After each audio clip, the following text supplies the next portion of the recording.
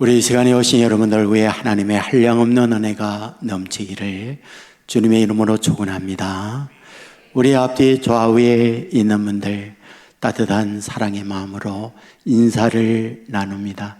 주님의 이름으로 사랑하고 축복합니다.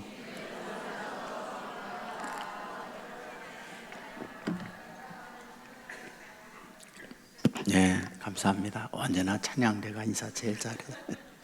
감사합니다. 네. 세계적인 동화 작가 안데르센이라는 분을 잘 알고 있잖아요. 우리 한국에 감동적 짧지만 의미 있는 동화들이 많이 소개되었습니다. 성냥팔이 소년, 불거숭이 임금님 이런 등등 주옥 같은 동화들 우리들에게 전해지고 있지 않습니까? 근데 이와 같은 멋진 동화를 쓴 안데르센이라고 하는 작가는 어떠한 인물이었을까? 그의 기록을 보면 사실은 훌륭한 집안의 자제는 아니었다. 그런 얘기입니다. 아버지는 덴마크 자그마한 마을에서 구두 수선공 일을 했습니다. 엄마는 남의 집 빨래를 가져다가 빨래하는 일들을 하면서 생활을 이어가는 가난한 집의 가정이었습니다. 그는 경제적 뒷받침이 없었기 때문에 학교를 가지 못했다 말합니다. 글을 읽지 못했습니다. 더욱이 타고난 유전자가 훌륭하지 못해서 외모가 출중하지 못했다 말을 합니다. 한 번도 연애해 본 적 없다. 왜? 다가가면 도망갔으니까. 그리하여 죽을 때까지 결혼 못하고 혼자 산 인생이었다. 이렇게 말을 해요. 그의 동화는 그의 삶을 투영한 글이었다 말해요. 그 대표가 미운 오리 새끼인 거죠. 오리 부부가 있었죠. 금술이 좋았습니다. 알을 낳았죠. 그 알을 부화했습니다. 그 부화한 새끼 오리들 중에 유달리 머리 크지, 색깔이 우중충하지, 못생겼지, 다른 오리들과 구별된 차이간 오리 한 마리가 있었습니다. 같이 형제들이 이 오리를 보면서 다른 이 오리에 대하여 미워하기 시작합니다. 너는 우리와 달라. 그리하여 그를 밀어내기 시작합니다. 엄마 아빠는 다른 이 오리를 품어주죠. 그래도 내 새끼인데. 그런데 오랫동안 시간이 가다 보니 다른 오리와 다르구나 하는 걸 알았습니다. 깨닫게 되는 거죠.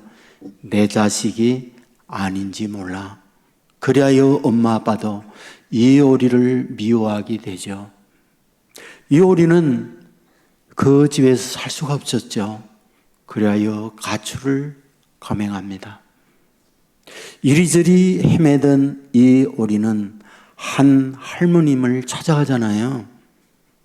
할머님은 홀로 살며 이 오리를 예쁘게 받아주었습니다. 하지만 그 할머니 집에는 암탉이 있었어요. 낯선 오리가 들어오자 암탉이 쪼아대기 시작하죠. 고양이가 있었습니다. 낯선 이 오리가 들어오는 걸 보며 이 고양이가 핥기 시작하죠. 견디다 못한 이 오리는 거기에서도 떠나야만 했습니다. 맞이한 것이 혹독한 겨울이었잖아요. 그 추운 겨울을 홀로 외롭게 견뎌내잖아요. 따뜻한 봄날이 왔죠. 쓸쓸하고 외로웠죠. 갈 곳이 없었죠. 이 미운 오리는 호숫가에 멀거니 호수를 바라보고 있죠. 그때 마침 하늘에서 소리가 났죠. 위를 보니 흰 백조들이 날아가고 있었잖아요. 놀라운 사실을 발견했죠. 호숫가에 비친 자기의 모습과 하늘을 날고 있는 백조가 같았다는 것. 아, 나는 오리가 아니었구나. 아, 나는 백조였구나. 그리고 날개짓을 하죠.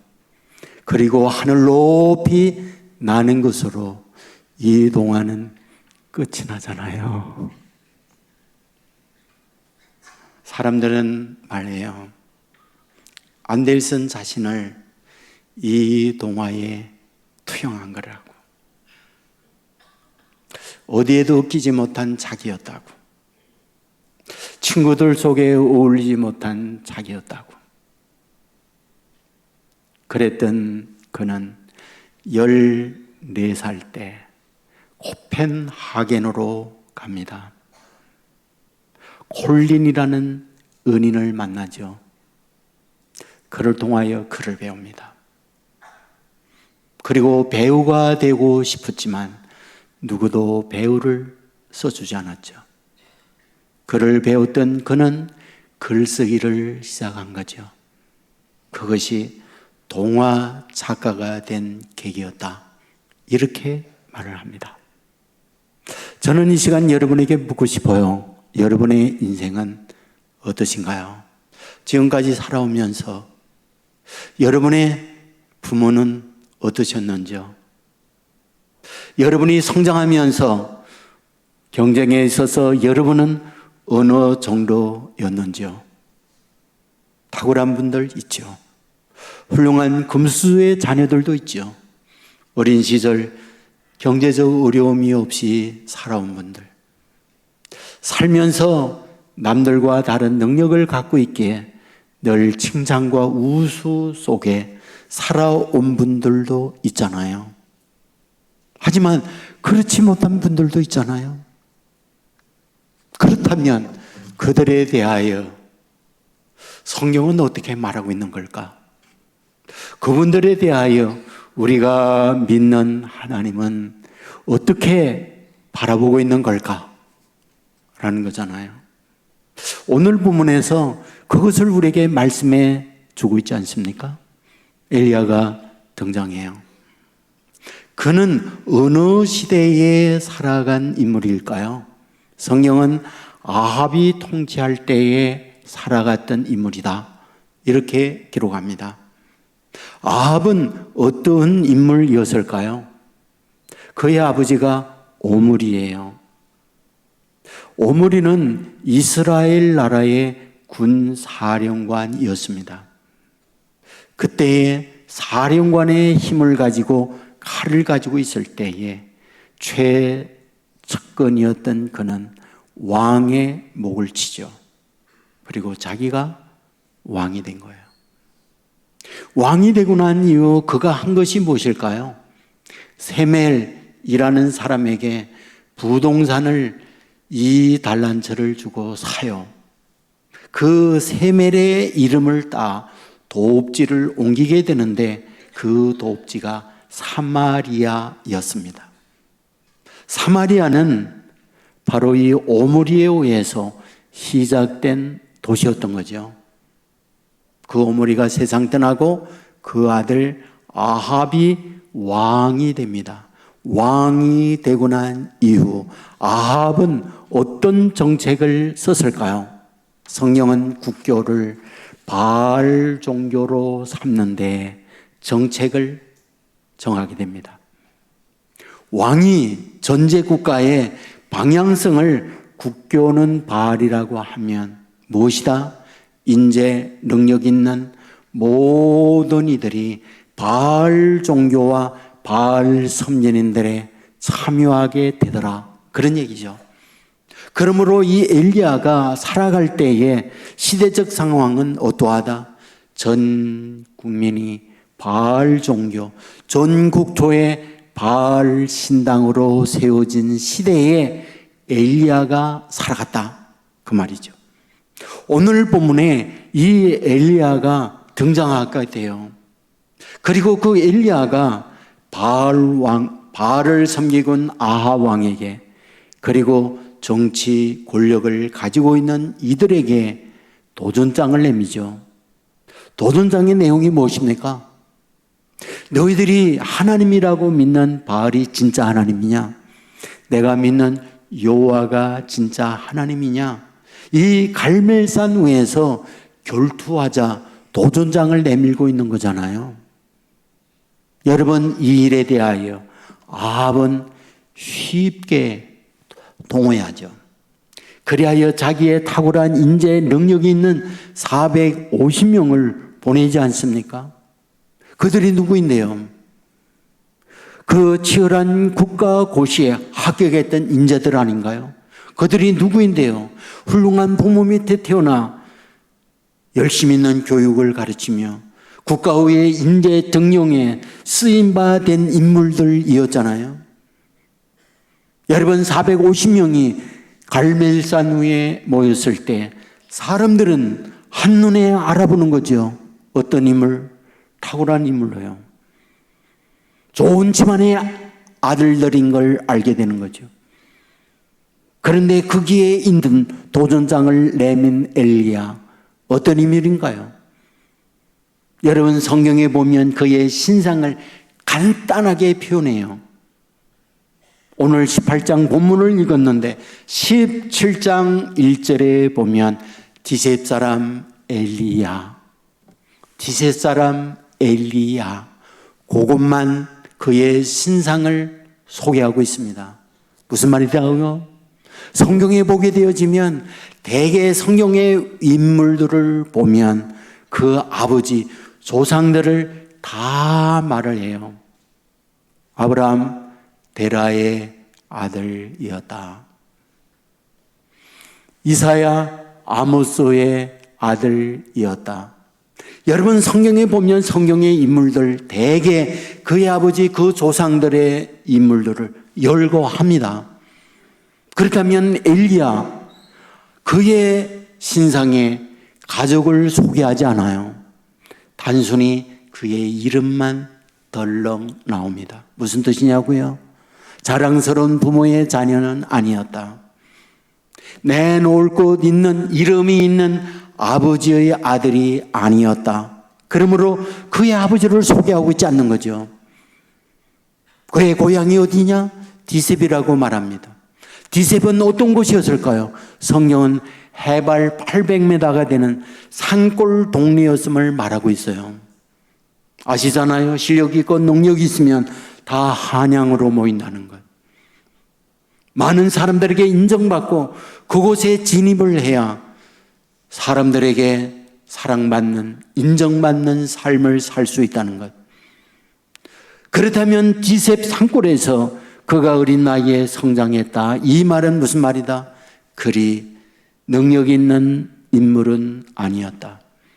모두가 다 실력 있는 이들, 바알 종교 선지자로 등용되어질 때 어쩌면 그런 경쟁에 끼지 못한 이가 엘리야였다 생각할 수 있는 거죠. 여러분, 사람들은 한눈에 보는 거죠. 그렇구나. 저들의 입은 옷이 다르고 얼굴 피부가 다른 거죠. 한눈에 알아보는 거죠. 450대 1, 저 게임은 끝났다.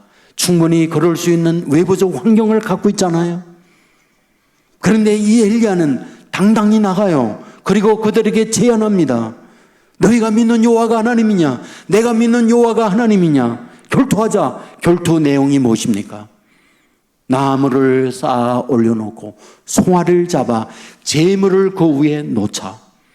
그리고는 하늘에서 불이 내려 그 제물을 흠양한다면 그 불이 내린 신이 살아있는 하나님이다. 그러므로 너희가 믿는 바알이 하나님이면 하늘에서 불이 내려서 이 제물을 흠양한다면, 이 제물을 핥아버린다면, 태운다면 바알이 하나님이다. 그러나 내가 믿는 하나님이 하늘에서 불이 내려서 이 제물을 흠양한다면 내가 믿는 여호와가 하나님이다. 여러분, 이것을 흔쾌히 양쪽이 합의를 합니다. 그리하여 단을 쌓고 그 위에 송아지를 놓고 바알 선지 450명이 기도하기 시작합니다. 바알이여 바알이여 응답하소서, 바알이여 바알이여 응답하소서, 불이 내기여 이 재물을 받아 주시옵소서. 이른 아침부터 오전까지 외쳤지만 아무런 증상이 나타나지 않았죠. 그들은 옷을 벗습니다. 그리고 칼로 몸을 상하게 하여 피를 흘리며 바알이여 바알이여 살아계신 증거 불을 내려 이 재물을 받아 주옵소서. 하지만 저녁에 이르기까지 아무런 증거가 나타나지 않았죠. 왜? 없는 신이니까. 왜? 우상이니까. 왜? 죽은 신이니까. 그리하여 끝나버리고 맙니다. 이번에 엘리야 차례입니다. 여전히 나무를 쌓는데 오늘 본문 30절에 보면 제일 먼저 한 것, 여호와의 제단을 수축하는 일을 먼저 하죠. 무슨 뜻이냐고요? 여호와의 제단이 무너졌다는 말이죠. 이스라엘 백성이 어떤 사람들, 하나님의 선민, 이스라엘 백성 어떤 사람들, 하나님의 전능한 능력으로 출애굽을 이루었던 백성들, 이스라엘 백성 어떤 사람들, 홍해를 갈라 홍해를 건너게 하셨던 그 영적 체험을 가지고 있는 백성들, 광야에 먹을 양식이 없을 때 하늘에서 만나, 마실 물이 없을 때 반석에서 물나게 하는 기적의 은혜를 체험했던 백성들, 가나안에 왔을 때에 여리고가 무너지고 가나안의 원주민들을 물리치고 하나님의 전능한 방법으로 나라를 세웠던 백성들. 하지만 사사기 2장에 가면 그 백성들이 어떠하다? 그런 영적 하나님의 체험을 했던 세대가 그의 조상으로 돌아갔다. 그 다음 세대는 여호와를 알지 못하더라. 그 다음 세대들은 여호와의 행하신 일들을 알지 못하는 이들이더라. 그리하여 그들은 뭐하다? 바알 신앙으로 간 자들이다. 이걸 말하고 있는 거잖아요. 여호와의 제단이 무너졌습니다. 믿음이 무너졌습니다. 하나님의 신앙을 상실해버린 그들이었다고 성경은 기록하고 있잖아요. 그러므로 그런 그들에게 제일 먼저 엘리야가 한 것, 무너진 여호와의 제단을 수축하라 말하고 있죠. 그 다음으로 한 것이 12개의 돌을 세우고 있는 거죠. 성경은 그 12개의 돌을 뭐하다? 12지파의 대표들이라고 말하고 있는 거죠. 지금 이스라엘 백성 뭐하다? 이스라엘 백성의 12돌 무너졌다. 그들 신앙이 사라져 버렸다라는 걸 말씀하고 있잖아요. 그때 엘리야는 12개의 돌을 세우라. 무슨 말일까요? 하나님은 무너진 너희들의 신앙이라 할지라도 너희들을 버리지 않는 하나님. 그리하여 다시 세워서 다시 너희들로 하여금 다시 신앙의 회복을 원하시는 분, 내가 믿는 하나님이라는 사실을 그런 상징을 통하여 보여주고 있는 거잖아요. 맞습니다. 하나님께서 믿음으로 살아갔던 우리지만 처음 신앙을 잃어버린 하나님의 자녀들 얼마든지 많아요. 세상이 분주하다 보니, 삶의 무기가 힘들다 보니, 사는 것이 고달프다 보니 우리의 신앙마저 무너져버린 우리의 이웃들 얼마든지 있을 수 있잖아요. 오늘 저와 여러분이 믿음으로 여기에 앉아있지만 내면의 신앙이 무너진 분들도 있을 수 있잖아요. 하나님은 그걸 아시는 거죠. 그리하여 하나님의 사람 엘리야를 통하여 하나님이 바라는 거 있죠. 무너진 제단이 다시 세워져야 한다. 무너진 12개의 돌을 다시 세우라고 말하고 있는 거잖아요. 그리고 난 이후에 한 것이 무엇입니까? 나무를 쌓죠. 송아지 제물을 올려놓죠. 그리고 난 이후 한 것이 무엇일까요? 엄청난 들통 4개로 물을 길어 그 위에 붙도록 만들고 있죠. 한 번이 아니죠. 2번이죠. 3번 12통 되는 돌을 붓고 있잖아요. 주위에 도랑을 팠어요. 도랑에 물이 흘러넘치게 만들었죠. 뭘 하는 걸까요? 절대 불탈 수 없다는 걸 보여주는 거죠. 그 어떤 것으로 이런 물이 가득한 곳에 불날 수 없다. 불이 불의 상극은 물이잖아요. 불의 상극, 물을 붓고 있는 거죠. 엘리야 차리었습니다. 엘리야가 한 것이 무엇입니까? 아브라함과 이삭과 이스라엘 하나님, 내게 응답하옵소서. 내게 응답하옵소서. 저들로 하여금 여호와가 살아계신 하나님이라는 걸 증거하여 주시옵소서. 바알이 하나님이 아니라, 돌이 하나님이 아니라, 세상의 권력이나 세상의 어떤 인간의 욕망을 추구하는 것이 하나님이 아니라 보이지 않는 여호와가 하나님인 것을 저들로 알게 하여 주시옵소서. 하나님 앞에 이와 같이 간절한 마음으로 기도하고 있는 그때 하늘 문이 열리며 하늘에서 불이 쏟아져 그 재물을 핥아버린 거죠. 태워버린 거죠. 무슨 말이냐고요? 살아계신 하나님의 증거를 엘리야를 통하여 그들에게 나타내고 있다. 이것을 보여주는 말씀이잖아요. 450명의 엘리트 그룹이 아니었어요. 그들에게 끼지 못한 가난한 가정의 아들이었어요. 하지만 여호와가 하나님이라고 하는 이 믿음을 가지고 있을 때 하나님은 그들을 통하여 역사하고 있다는 걸 보여주는 말씀이잖아요. 엘리야의 뜻이 무엇입니까? 여호와는 하나님이라는 뜻이잖아요. 그 믿음을 변치 않았어요. 여러 가지 삶의 환경에 어려움이 있지만 그 믿음을 놓지 않았습니다. 그 믿음을 가지고 갈멜산까지 갔을 때 중심을 보시는 하나님께서 그 마음의 믿음을 보시고 하늘에 불을 내려 여호와가 하나님인 것을 엘리야를 통하여 백성들에게 증거해 주셨던 것이죠. 하나님은 오늘도 여전히 살아있습니다. 하나님은 여전히 이 방법으로 주의 자녀들에게 역사한다는 사실 믿으시기를 주의 이름으로 축원합니다. 내놓을 것 없나요? 비교 속에 늘 뒤튄 우리의 모습인가요? 그래도 괜찮아요. 하나님이 함께하면 되니까요. 돈이 없나요? 그래도 괜찮아요. 하나님이 함께하면 되니까요. 비교 속에서 늘 열등한 삶을 살아봤나요? 그래도 괜찮습니다. 하나님이 우리와 함께 하시면 전능한 하나님이 그들을 통하여 역사하기를 원하는 분이 저와 여러분이 믿는 하나님이기 때문에 그러합니다. 여러분, 이 믿음을 가지면 됩니다. 이 믿음을 하나님은 보기를 원하세요.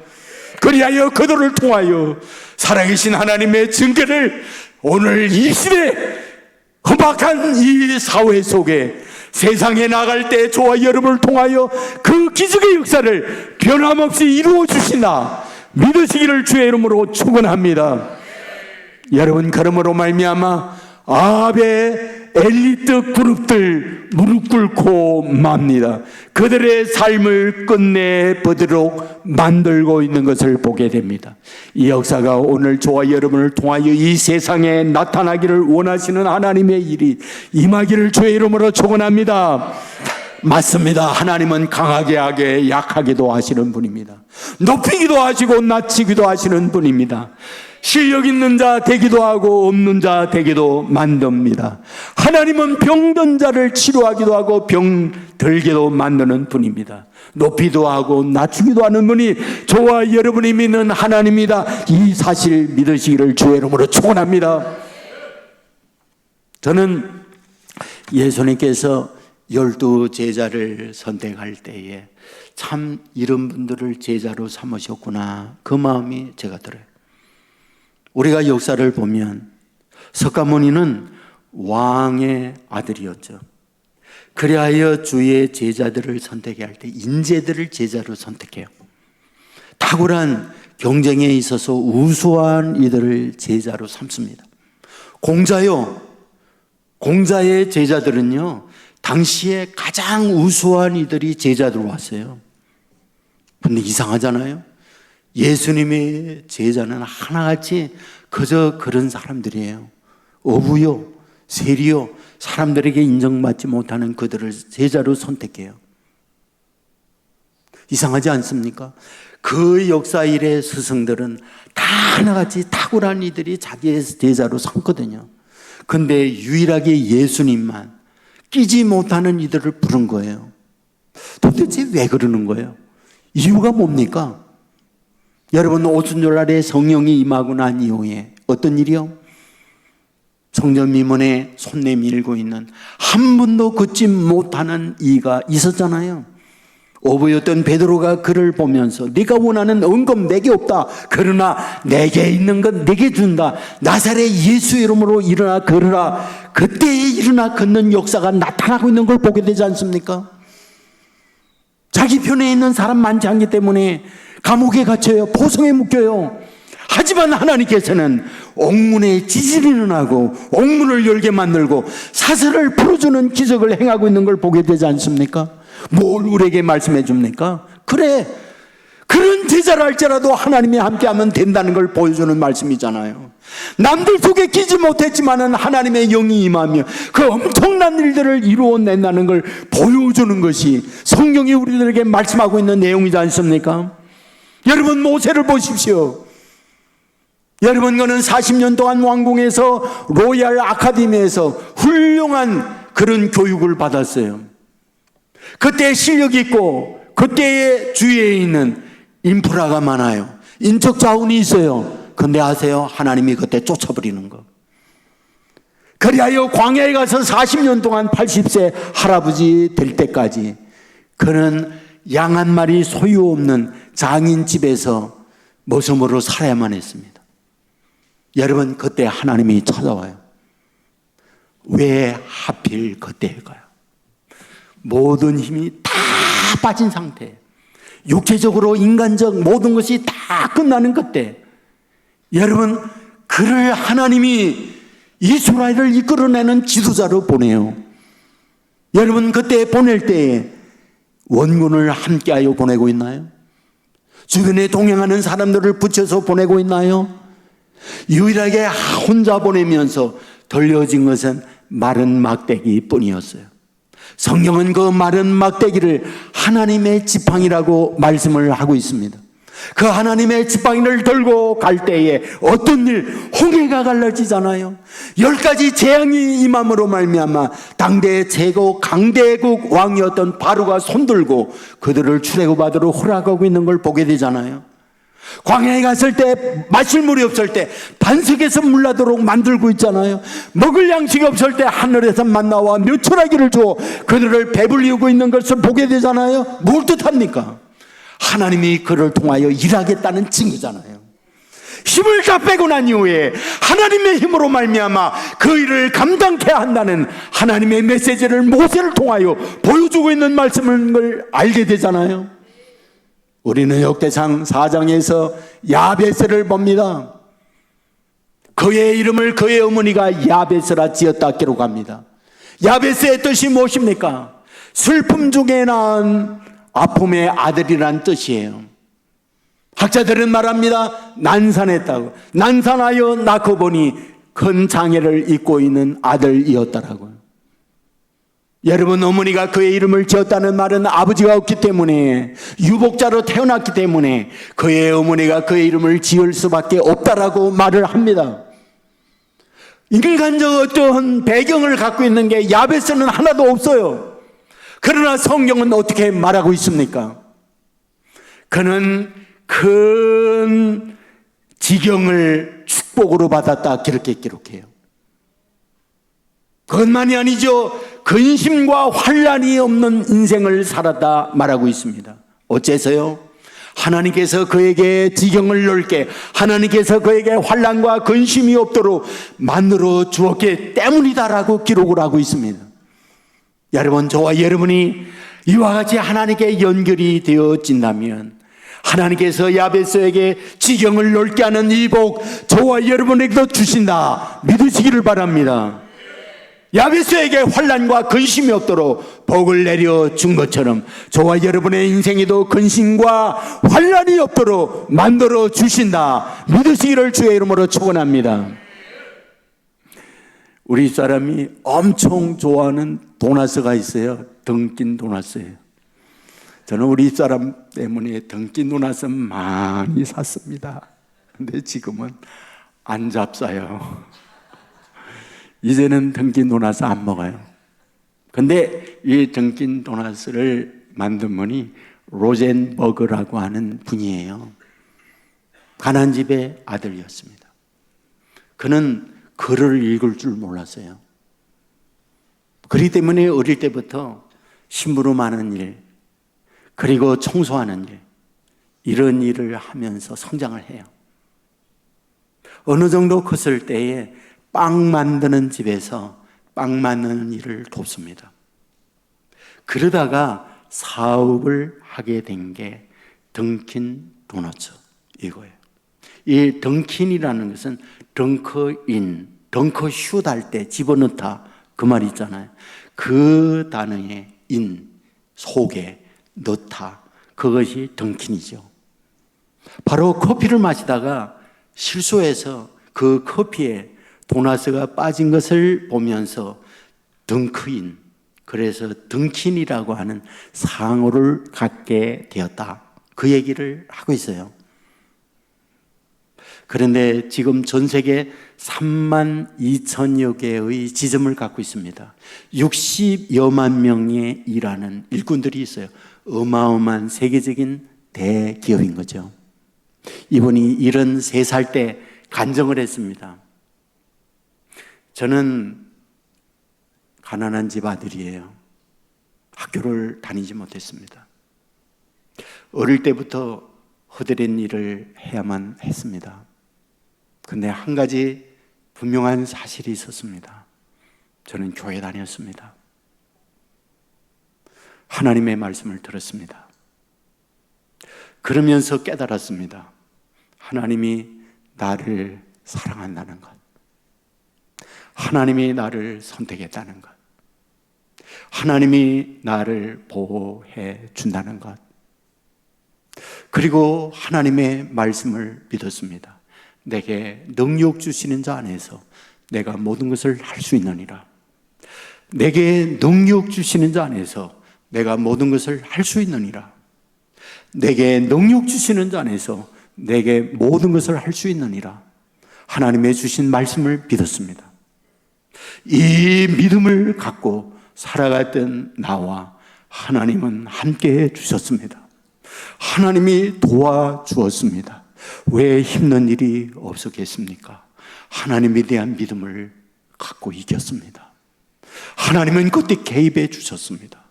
그리고 안 될 것도 되도록 이끌어 주어서 오늘의 내가 있게 되었습니다. 그 고백을 하고 있는 거죠. 여러분, 하나님은 그분의 하나님만이 아닙니다. 제가 믿는, 여러분이 믿는 하나님, 동일한 하나님이라는 걸 믿으시기를 바랍니다. 엘리야는 이런 믿음을 가지고 살아왔기 때문에 이런 믿음을 가지고 있는 엘리야와 하나님이 함께 하셨습니다. 훌륭한 노모의 아들이 아니었죠. 경쟁에서 우승하는 월동안 우수한 자신이 아니었죠.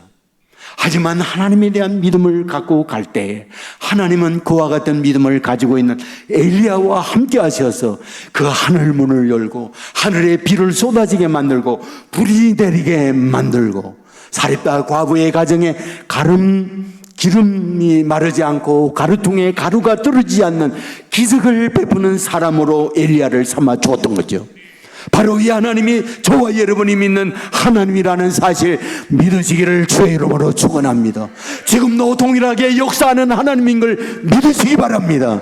이 믿음을 하나님이 보고 있습니다. 이 믿음의 사람을 찾고 있습니다.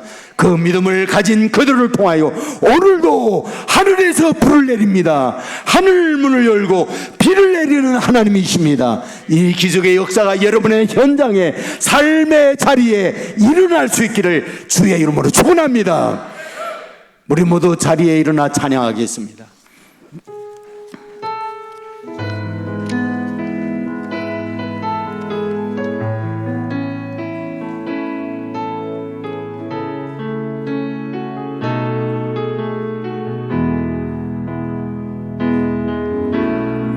내게로부터 눈을 들어 주를 보기 시작할 때 주의 일을 보겠네.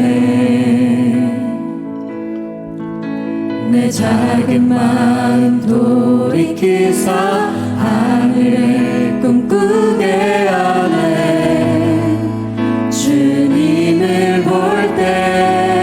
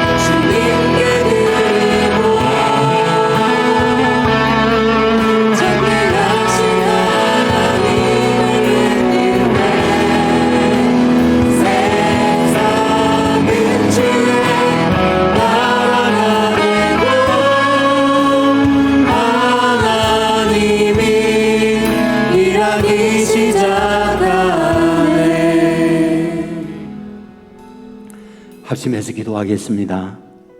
말씀을 생각하며 기도해 주시고 여러분 각자 힘들고 어려운 기도의 제목 믿음으로 구하는 시간 갖겠습니다. 주여 한번 외치고 합심하여 기도합니다. 주여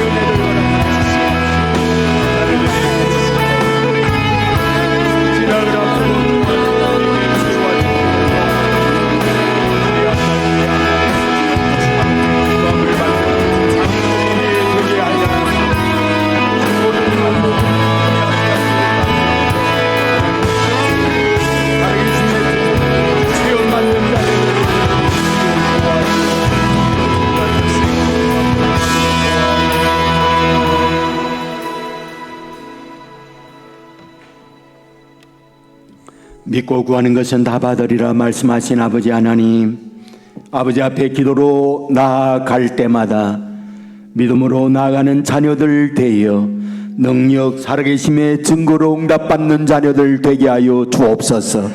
가진 것 없지만 하나님이 함께하면 능력 역사가 임하는 줄 믿습니다. 훌륭한 부모 밑에 태어난 자녀가 아니라 할지라도 아버지 하나님이 도와주시면 능가하는 하나님의 사람 될 줄 믿습니다.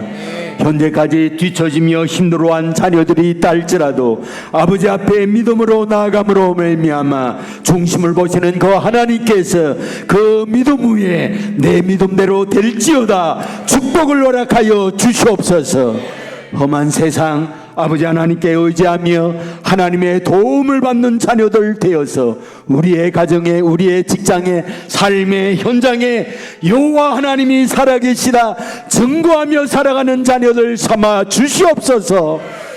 길이요 진리요 생명 되시는 우리 주 예수 그리스도의 은혜와 아버지 하나님의 그 놀라우신 사랑과 성령님의 감화, 감동, 축복, 역사, 인도하심이 이 자리에 참여한 주님의 자녀들, 병상에 있는 자녀들, 고뇌가 있는 젊은이들, 해외나 지방에 나가 있는 주의 백성들, 선교지에서 복음을 위해 헌신하는 선교사님들, 영상을 통하여 예배에 동참하고 있는 믿음의 가족들, 저들의 가정, 저들의 하는 일, 저들의 앞날 위에 이제부터 영원토록 함께 있을지어다. 아멘.